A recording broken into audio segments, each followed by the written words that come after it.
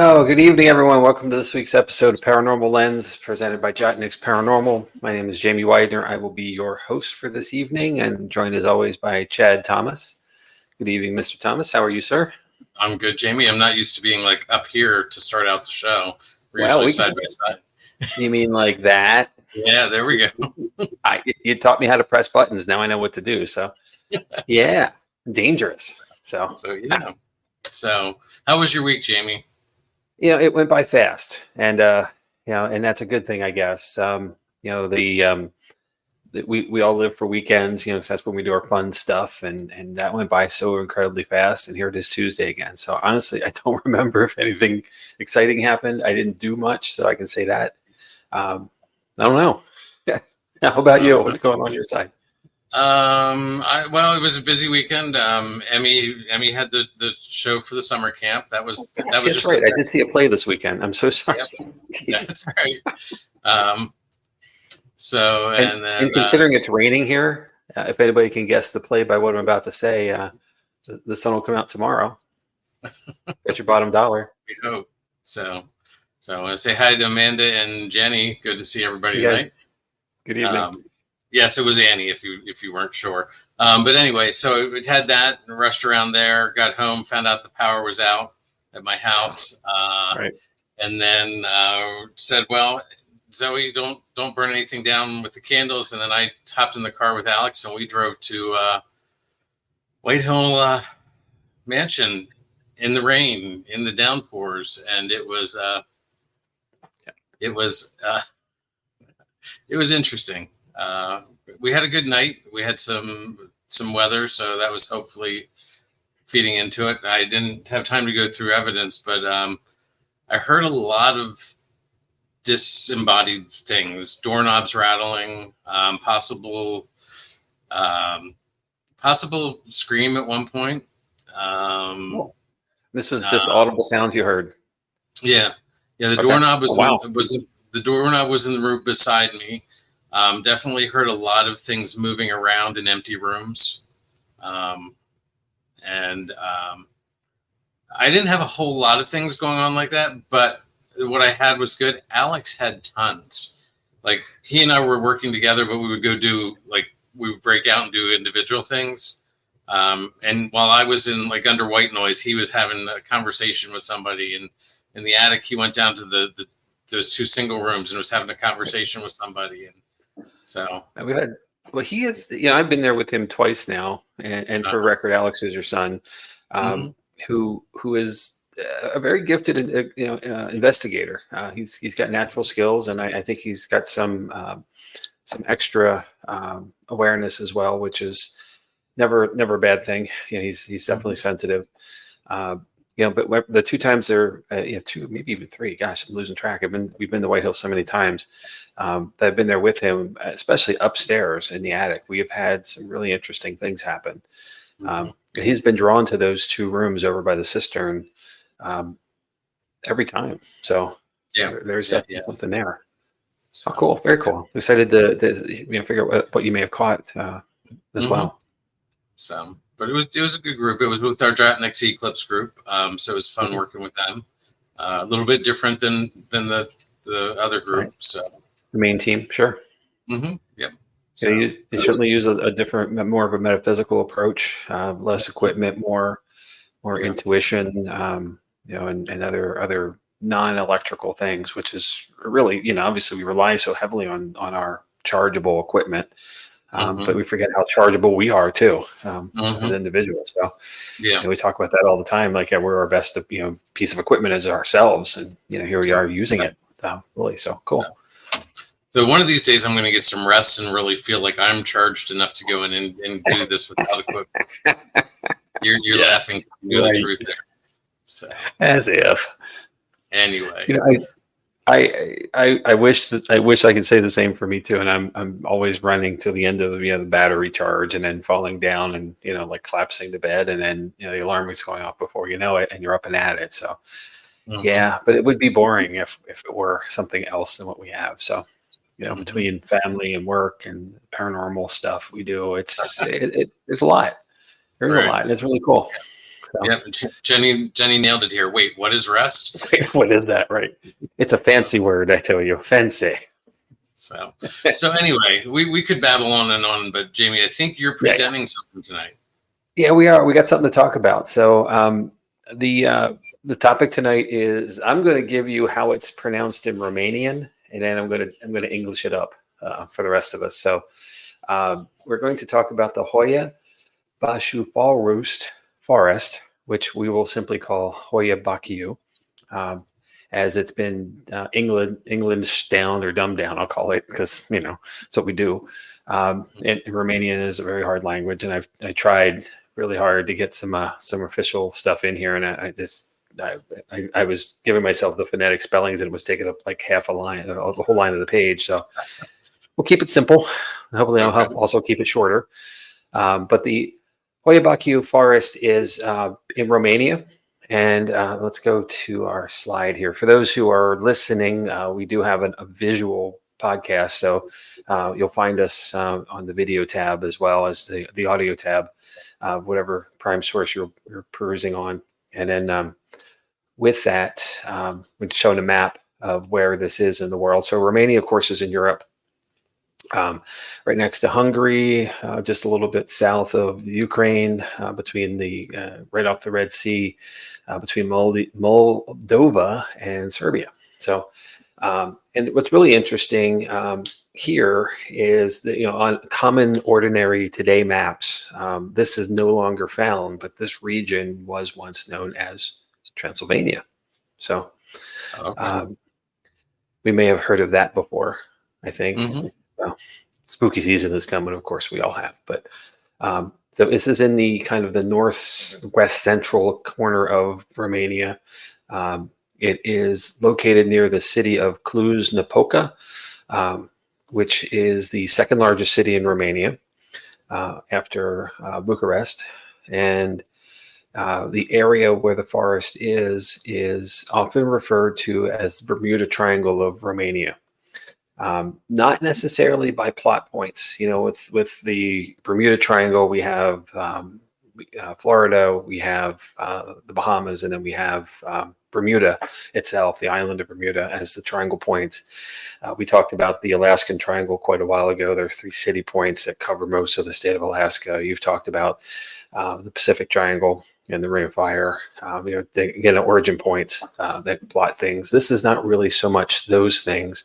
It's just kind of the fact that there are some the forest itself, and I'll show you that slide of a map of that in a second, is kind of triangle-ish. It's one of those triangles that I wish I would have remembered paying attention to in the plane geometry class, because I could probably identify it. But somebody out there smarter than I am is going to say that's this triangle. So fire away. The forest itself is.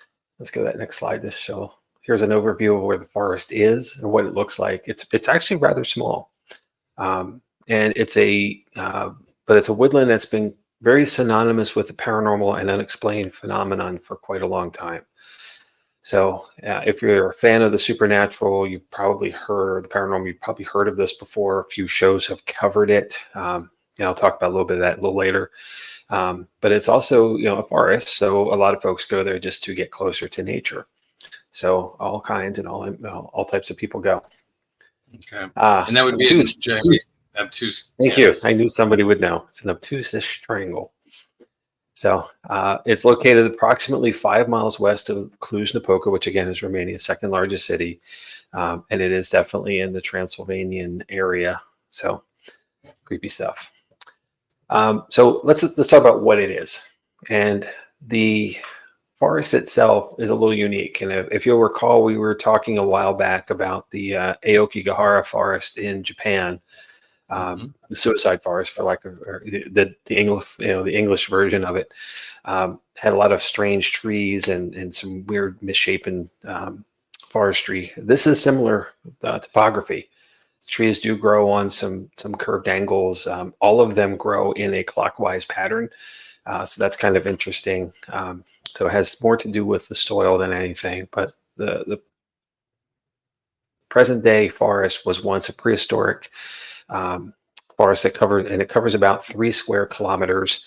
For scale, the New York City's Central Park is 3.5 square kilometers.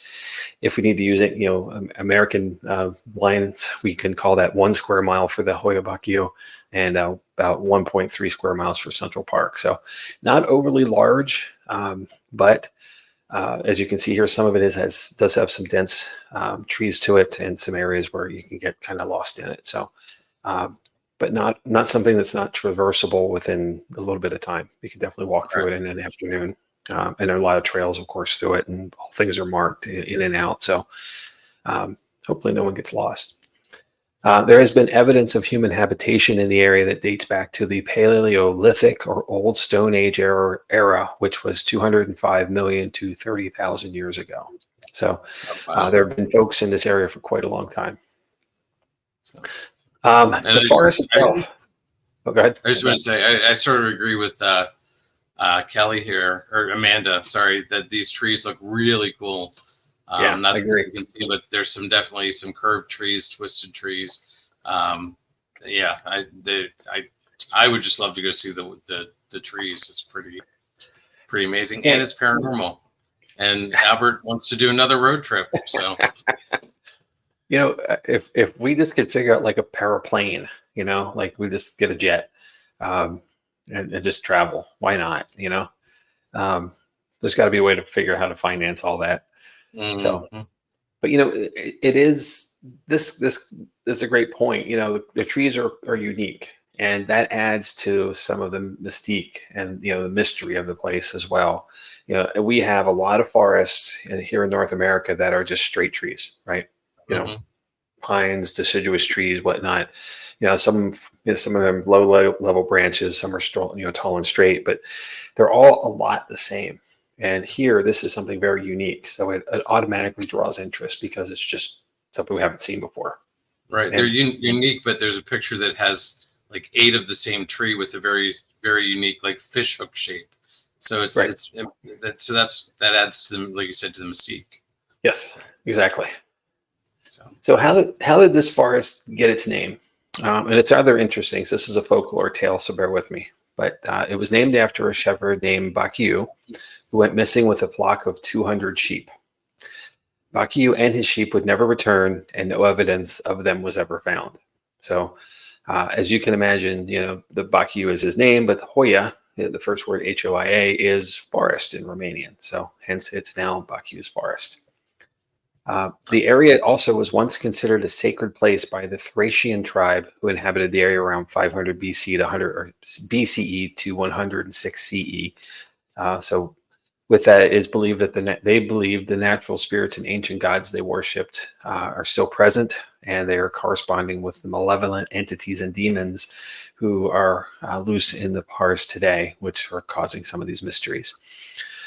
This is likely an attempt to rationalize the unexplainable phenomenon happening here for well over 2,000 years. So we'll dig into some of the claims.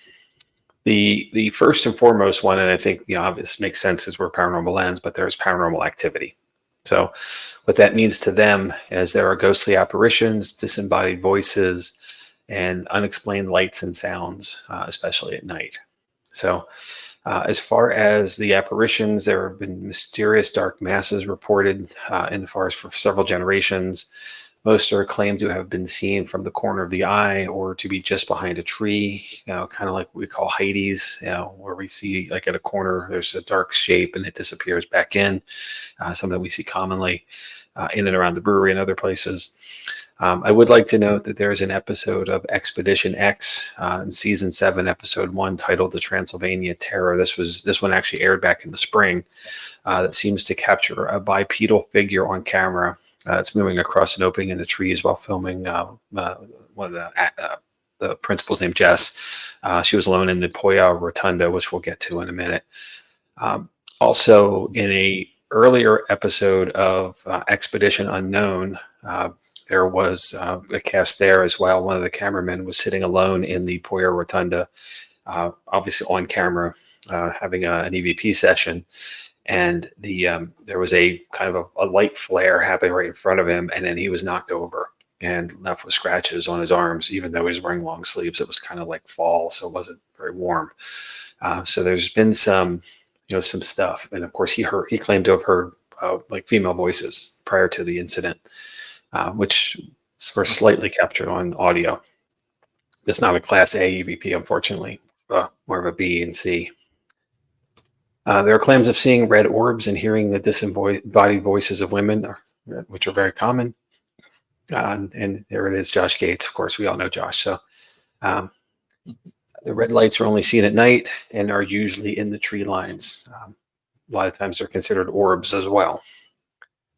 And the lights are clearly seen, but then they disappear once they're followed. So paranormal, to say the least. And the voices are usually described as whispers and from several different directions at once, making it difficult to determine which direction they are actually coming from. So, normal, right? Normal paranormal stuff. Just everything's just at the edge of our senses, not quite crystal clear. No one's walking out of the woods and introducing themselves. You're waiting for that, Jamie. I know I'm still waiting. I'm still waiting. One of these days, dude, it is gonna happen, and I'll be ready. So, let's talk about the disappearances. Okay. Some of this is weird, so bear with me. There is a classic tale of a 5-year-old girl who disappeared into the forest, only to reappear 5 years later, unchanged and with no memory of the years that she had been missing. Now, there are several accounts of her reappearance. I'll go through them. Some say she was still wearing the same clean clothes she had on when she disappeared, and she had not aged at all over those 5 years. Another says she has no memory of the missing 5 years. Yet another says she returned a changed person, and she was much darker and more moody, which sounds like she's already a teenager, right? Yeah, exactly. See how I did that? And what's most interesting here, there is not a written documentation of her name, when she disappeared, or when she returned. So this sounds like another X-Files episode to me, right? Mm-hmm. So yeah, a great story perhaps, but without proof. Right. It's just that. This is one of the many tales of people going into the forest and never being seen again. Of course, we talked about Baciu disappearing with his sheep. And the 200 sheep is a lot to go missing, right? That's a herd. So, and again, the forest being only about a mile square, it's easy enough that folks could literally walk shoulder to shoulder and go through the park in an afternoon. So, or through the forest in an afternoon. So I don't know how I believe on that one either, but the key issue to all of the tales is that there is no documentation and any reports at all that are written, either in English or in Romanian media language medias. And to be fair, just because it wasn't documented, it doesn't mean it didn't happen. But given the small area of the forest, it's hard to believe that either the person or the remains should not have been found. Again, a mile. Right. So then there's other weird stuff. Is this. So there was a UFO sighting, and I mentioned a place called the Hoia Rotunda, and this is going to come into play now.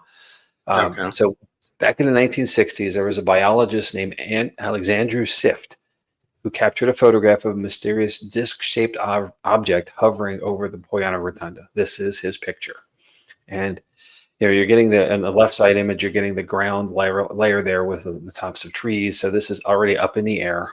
The second picture to the right is a blow up. When I first looked at this, I'll hold my thought, actually. I have some more stuff to tell you. The photo made the news, and as you may expect, it sparked a lot of interest in the forest and drew people in to the area, which is, again, known as the Hoia Rotunda. So now, for the people who can't see it, this is fairly clear for the time the picture was taken. Yeah, 1962 or so. Yes. Considering that everything, all the paranormal pictures you get are very blurry, this is fairly clear for what it is. Yeah. So.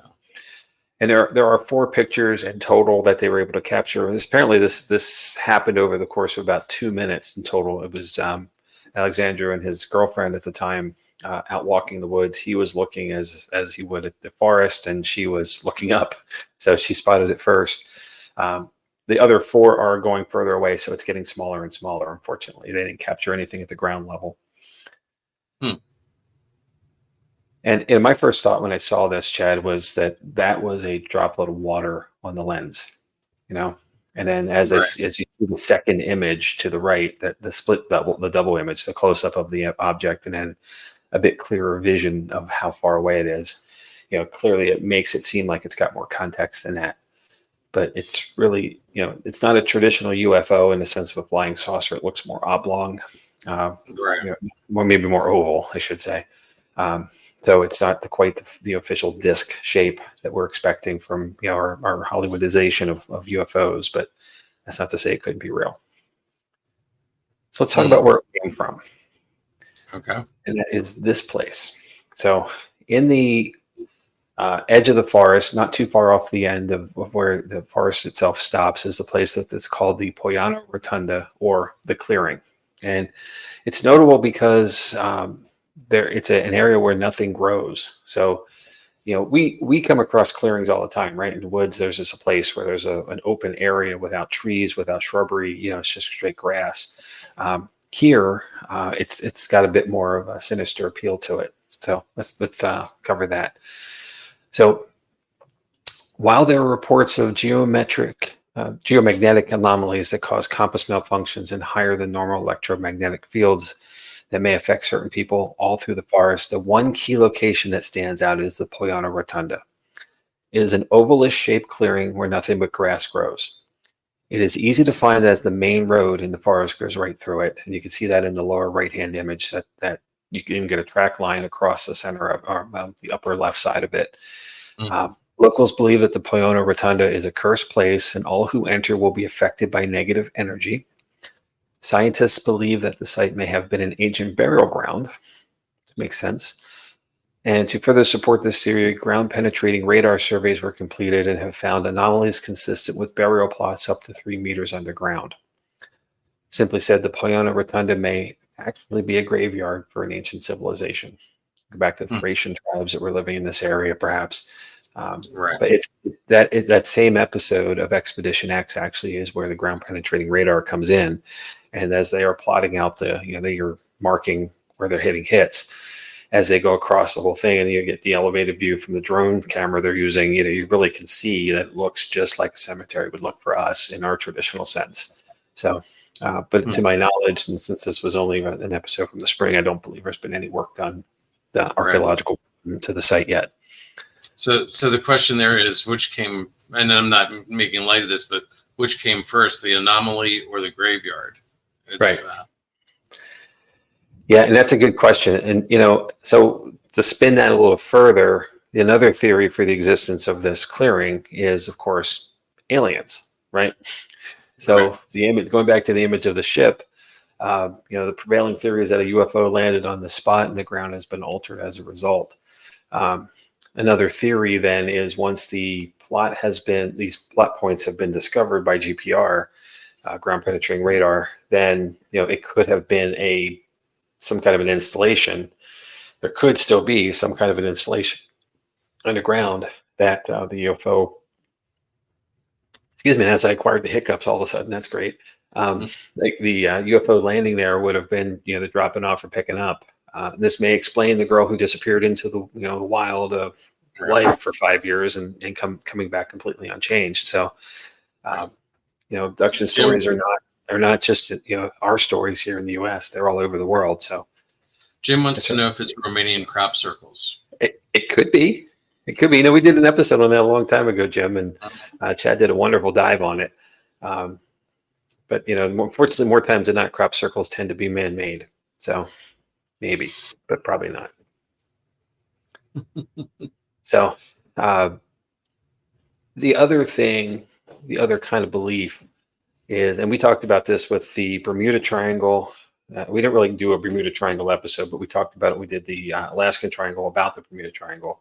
Is there are believed to be vortexes that opens in these places, and that could be something happening here where a vortex opened and an alien came through intentionally or unintentionally, or the local could have gone through and finally found a way back again 5 years later. So, and if you understand, you follow the premise of quantum physics, time is different in a different realm. So, going away and coming back, it would have been a blink of an eye there, but years have gone by on our side. So, or it could have gone the reversed too, where Right. they come back an aged person versus a young adult. So it just really, I guess that depends, and that depends what you want to believe as well. Yeah. So Or it's or interesting. wormhole. But Yep. this a wormhole, exactly, a traversable wormhole. Um, so it's interesting that this clearing has garnered so much attention. Um, and it's one of those things where there are clearings everywhere. Every woods has one somewhere. There's something just isn't growing. So let's kind of dive into what could all of this be. Okay. So in the 1970s, Dr. Adrian Patrut, a Romanian physicist, began conducting research in the Hoia Baciu Forest. He focused on the area's magnetic anomalies and their potential connection to the paranormal phenomenon reported by locals. Dr. Patrut's studies, though inconclusive, generated considerable interest in the scientific community and helped to establish the forest as a site of ongoing research and investigation. He opened the door for everyone. Mm-hmm. Other researchers have focused on the forest's unique flora and fauna. Some have speculated that the high concentration of electromagnetic energy in the area may have influenced the growth and development of the forest's plants and wildlife. While the forest is home to a diverse array of species, some plants and animals exhibit unusual characteristics, such as twisted and contorted tree trunks, which have further fueled the forest's supernatural reputation.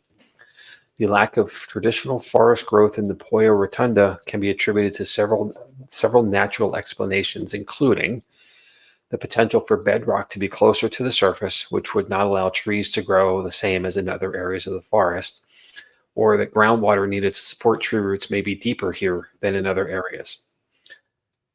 If you recall, when we were doing the um,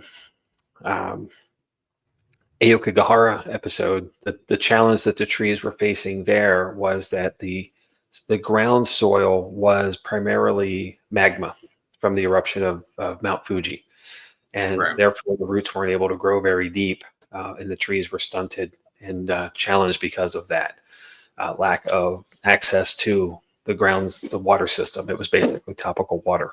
So there's all kinds of reasons why things don't do what we expect them to, and most can be explained by science. In this case, I think there's two good principles. Unexplained sounds may be attributed to wildlife in the forest, such as foxes, who can make a cry that sounds eerily human. And if you've ever been out in the woods, and you're hearing this scream, that is very likely what it is. The general proximity to civilization could explain some pollution, as many live on the edge of the forest and some even within it. So there is, the clues. The city is just 5 clicks away or so, not very far.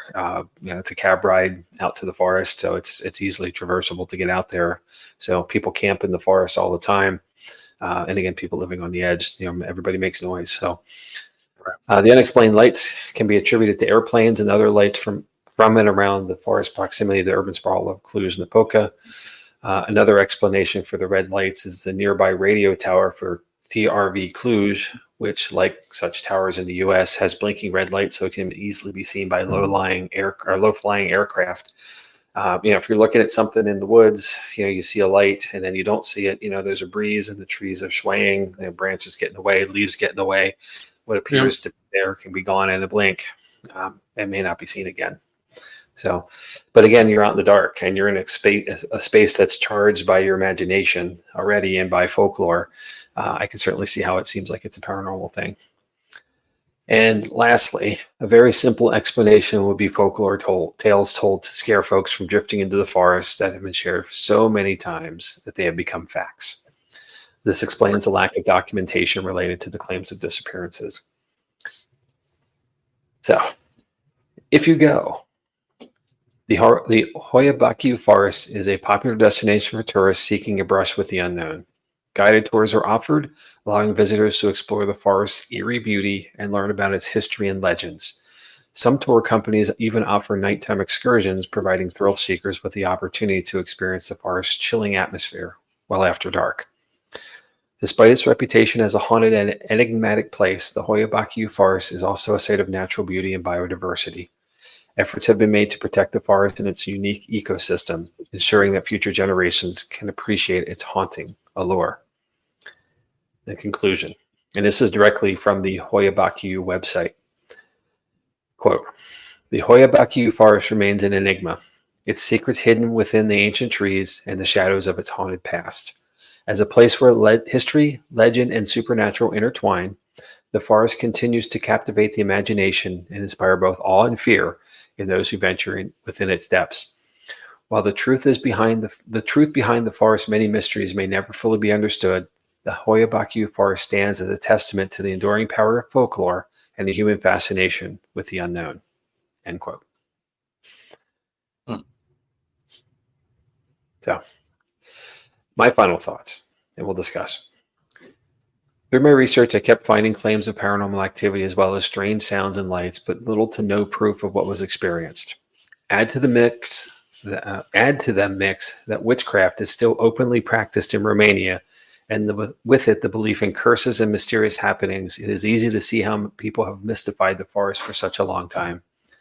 While I have not been there, I can't help but think the Hoia Baciu has garnered a reputation built on folklore that is aided by a lot of creepy trees and our own active imaginations. But there is simply no evidence to prove anything else. And just like any good ghost story, the tales that come from Hoia Baciu continue to capture our interest and encourage our imaginations to wander. My sources for this article were Atlas Obscura, TripAdvisor, the HoiaBaciuForest.com website. And Chad, I found something interesting that I have to share a piece from. There is a podcast and a website called Skeptoid. Okay.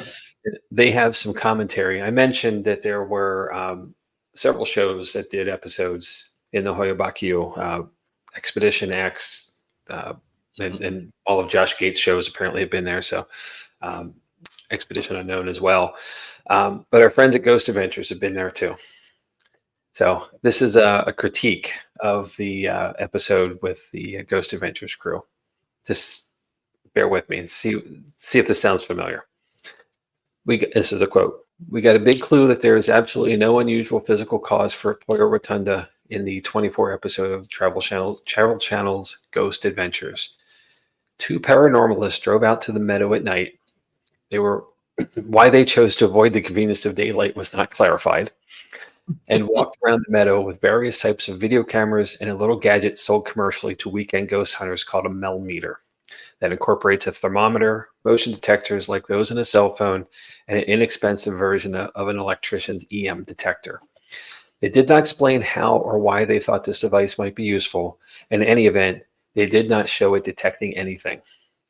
The only thing that happened in this segment was that one of the hosts had, or pretended to have, some kind of panic attack. They attributed it to energy, but made no effort to either characterize or measure whatever they thought that meant." End quote. Interesting. So, that sounds like every episode of Ghost Adventures I have ever seen after season 1. So go figure. They nailed it. And if I'm not mistaken, Skeptoid is a show from the UK, so it has some cheeky British humor in there as well. So we can't talk shit on Zach Bagans, or he's going to come after us. So I don't want him knocking on my door. So love you, Zach. Do your thing. So yeah. I'm just catching up to this comment from Jenny. Yeah, I'm pretty sure he was possessed. Yes, of course. He always is. My boss, this is a quick aside. My boss, knows what I do on the side here, and he has an interest. So Gary, if you're listening, this is for you, buddy. He does a great Zach Bagans imitation, and he kind of puffs up his chest a little bit, and he goes, "You wanted us, you got us. Come and get it." Like that kind of thing. And that's like, to me, again, the same thing. It's every episode. So, hey, I've said this so many times. There's room for everybody in the industry. So in the field. So yeah, they're doing their thing, and it's just not my cup of tea. So more power. Amanda's pretty sure he's watching. Doing something somebody likes. Yep. So. Oh, sorry. What was that? I said Amanda's pretty sure he's watching. No, he is. He's there. The lawyers are. He's already called his lawyer. All right. Well, anyway, it was nice knowing everybody. Take care. So back to the Hoia Baciu. So let's discuss. What do you think? Well, I threw up Jenny's comment here. Haunted or not, there's no downside to visiting this magical and gorgeous place. Looking up the Expedition Unknown episode now. And that's sort of episode 1. Well, that one's older. Sorry, the Expedition Unknown is a couple seasons ago. The Expedition X is season 7, episode 1. Okay. And I think my sentiment's sort of the same thing. I'd like to go visit it just because it looks like a really cool place to visit. Is it paranormal? I'm leaning probably not. Now, you put up the tourist map that the Hoia Baciu, I can't even say it. I tried. They put out about this for weeks. I know. And they, interesting enough, they on their list or on their map, they have recommended gear that you can purchase. Let's get back to that. And it's comfortable boots, comfortable and warm clothes, medical kit, photo video camera, compass, EMF meter, tent and other camping gear, poncho, headlamp, torch, binoculars, pepper spray, a Geiger meter. Yeah, which is interesting, and a GPS. So they're it sounds to me like they're promoting the paranormal side of this as well, and getting investigating and taking the EMF meter and the Geiger. I'm not sure. You didn't talk about anything radioactive, so I'm not sure what the Geiger meter is for. That one gets me too. But this is the former USSR, so of the region. So there could be silos in the vicinity that may, obviously, hopefully inactive at this point, but there could be something there to that. And it's just it's another measuring tool, right? So, it's one that we don't think of using, in our investigations because we shouldn't be around anything that's radioactive. But what if there is some measurable presence or essence that we're missing because we don't utilize that tool? Maybe there's something there to it. Maybe. So Jim wants to know, how close is it to Vlad's castle? I don't know. I didn't get that far. I would say it's all within it depends how many horses you have for your wagon.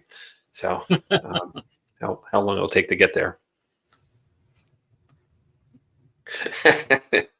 Yeah, and Jenny's hit it right on the head. It is a great list, but snacks were omitted, so they must be available for purchase. That's probably why. I'm sure. They always have to exit through the gift shop, right? So that's probably where it's at. I doubt there's a 7-Eleven or anything around the corner though, so you probably not. Probably not. Yeah. It's interesting too. This area is still fairly rustic, even though Cluj-Napoca is really close by, as a major city. So, it's kind of like us here in South Central PA. We're an hour or so west of Philadelphia, an hour and a half west of Philadelphia, an hour and a half north of Baltimore, 3 hours from New York, but we are in farm country. We can dip into the woods or out in the field somewhere pretty quick.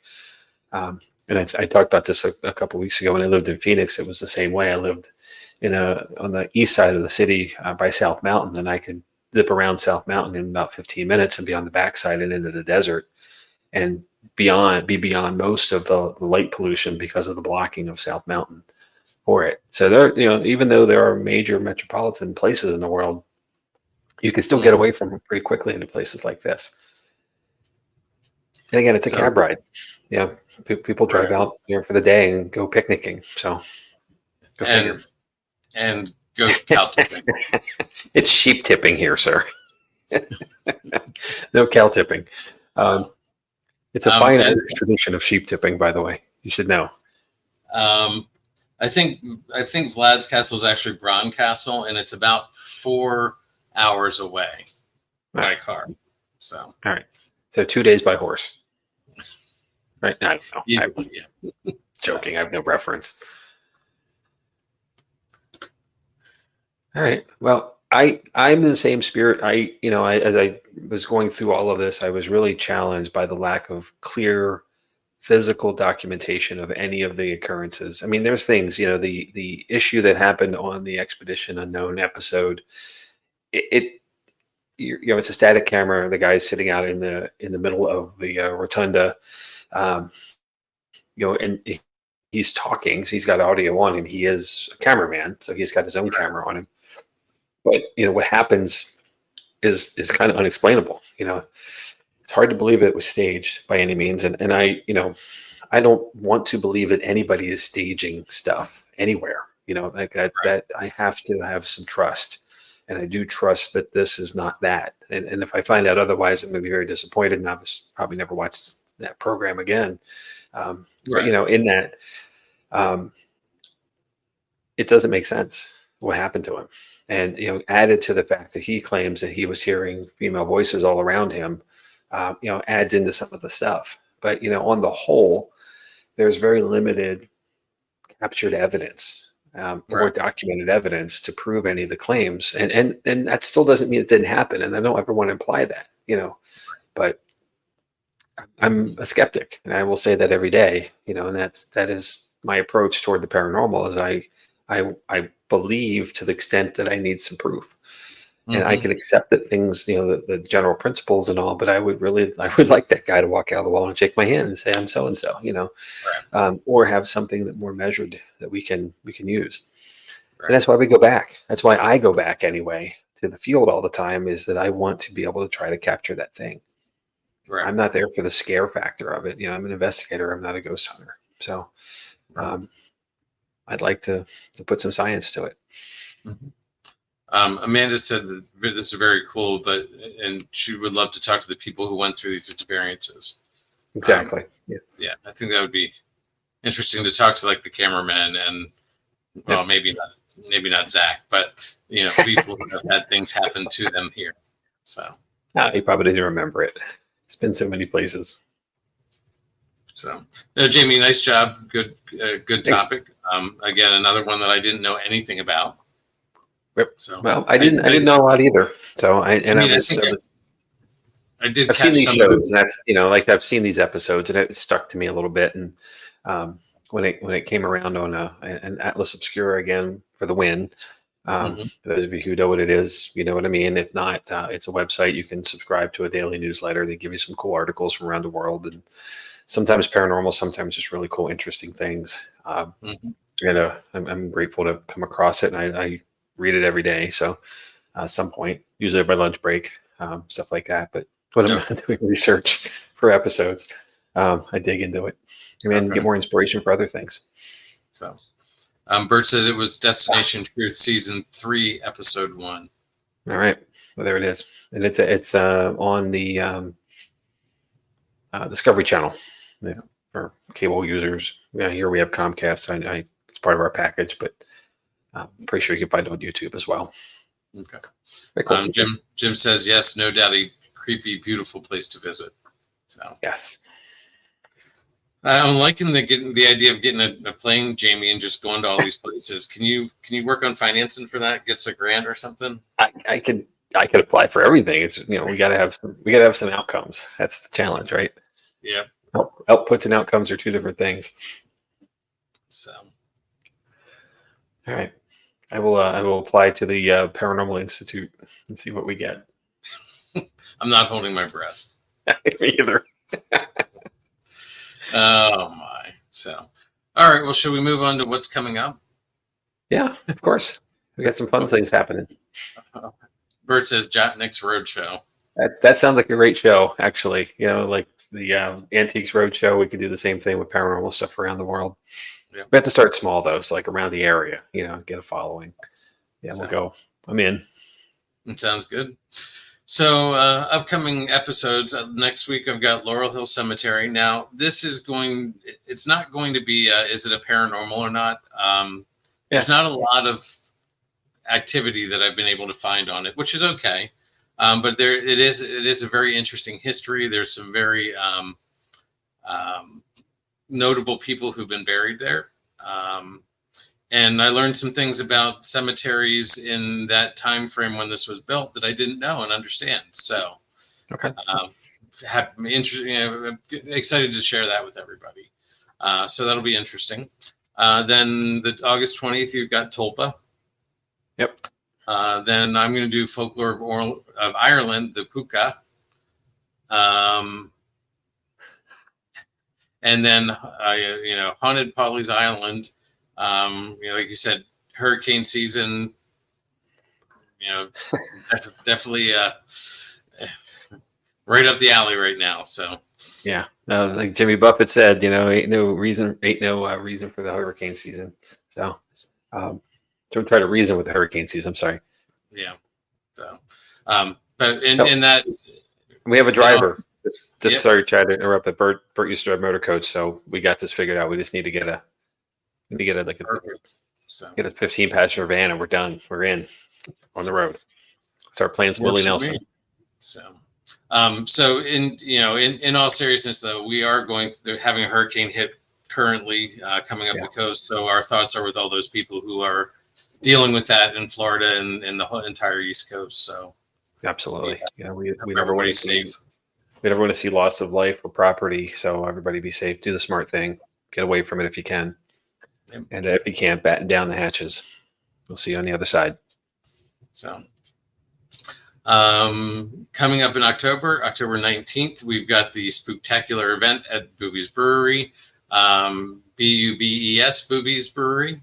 For those who aren't able to see what we're putting up, we've got Daryl Marston from the Ghost Hunters. We've got Ron and Lourdes from the Staticom, and as always, Jotniks will be there hosting. Should be a fun evening.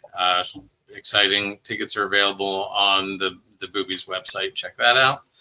And then our upcoming events this Saturday, Jamie. Yeah, we all get to hang out again. So it's coming quick. I mean, this Saturday at 10 o'clock. So if you're in the area, tickets are still available. Go to boobiesbrewery.com. Again, that's BUBES, not the other one. You will find other things that are, different, not appropriate, probably. So the boobiesbrewery.com, all the tickets options are there. If you're coming from out of the area, you can actually stay at the site as well. There's a bed and breakfast on the 3rd floor of the building, and then across the street there's an Airbnb as well with the Malt Baron Mansion. So no reason not to, So, and as Jenny said, Ron and Lourdes and Daryl equals a spectacular event. So that's a pretty good equation. I like it, but there's a variable missing. Oh, it's us, Chad. It's us. We're going to be there too. Yeah, we are again. So. Yeah, those guys are really cool, Jenny. I completely agree. We're on the side of that. But yeah. Yeah, we don't rank up there with that, Jamie. No. Sorry. Anyway. There we go. There's an amendment. Okay. I'm sorry. We're both clicking stuff at the same time. Thank you. But still, they are way cooler than we are. Yeah. So anyway, so we've got the August 10th, we've got September 7th and 28th, October 12th are all regular investigations. Yep. Then October 19th, the special one. Then November 16th and December 7th will round out the year for us at Boobies this year. It's hard to believe we're looking at December already. I know, that's crazy. And we're looking at the end of the year already too for dates. And we have, Jenna, we talk about this a lot, but we have our calendar for episodes up through September, but we have stuff on our calendar for the rest of the year and into next year as well. So, we're always looking ahead. And if there's anybody who has any interest of a topic or something that's near and dear or something that's happened to you want to share with us, and we can explore it for you. There's certainly a lot of ways to reach us here, of course, via the chat and so forth, but our usual social media outlets, our Facebook page, leave us a message there. You can email us at paranormallenspodcast@gmail.com, and then just give us a heads up on what's going on, what you'd like to do. Laurel Hill and the Puka were submission requests. So, we've done a few others along the way as well. So, we'll slide our schedule around. That's never a problem. We're still waiting for our first email from fans, Jamie. We haven't gotten that to make sure it works. So, anyway, check the spam folder just in case. So, anyway, but as always, Jamie, again, thank you for doing this episode. It was very interesting and I learned a lot. We want to thank all our listeners for joining us. And we're doing this live, so we can't even go back and edit that out. I know. So. We are mumbling, stumbling, and bumbling all the way through this for a year and a half now. So thank you for everybody who joins us live, who listens to us later. We really appreciate it. Yep. Subscribe, or like us, follow us, all those fun things. We appreciate the feedback. Yep. If you check out the podcast on Spotify, there's actually a couple polls that people have been starting to fill out, Jamie. I saw that. It's always you fun can to leave a comment by the episode there as well. So, if we feel we hit it on, the head, say so. If you feel like you guys are way off base, or I'd like to know more, anything, give us a comment, give us a review as well. We like 5 stars a lot. I say this every week, but we're not asking for 6, 7, or even 8, 5 we feel is, modest. But whatever you feel, give us a review, drop some stars in there. It helps us to understand how we're doing as well. And that's the same if you're watching or listening on Apple or on Audible as well. So we really appreciate the feedback. It helps us help making for you a better product each and every time. So we're always aiming for entertainment and information. But if we're missing the mark, it's not fun. So there it is. Hey, we're back to this. Yeah. And as you say, any final thoughts, Jamie, before we get out of here? No, I think it's bedtime, dude. So it's rolling into the later evening here on the East Coast. So maybe we'll get some of that rest you were talking about. I hope so. But I have a dog who wants to walk. Yeah, I do too, and it's pouring rain here, so it's going to be a short walk. Mm-hmm. So my my water dog who doesn't like to get wet. So go figure. So, everybody, again, thank you so much. And you can find us back here next Tuesday, as long as we're not dealing with rain that's taking the power out. So we made it through tonight. So I was a little worried earlier when we were rocking. The house was rocking with thunder and lightning. So yeah. So, but I heard a couple during the show. So, all right. Well, we will see everybody next week. Thank you, and have a good week. Stay spooky. Good night.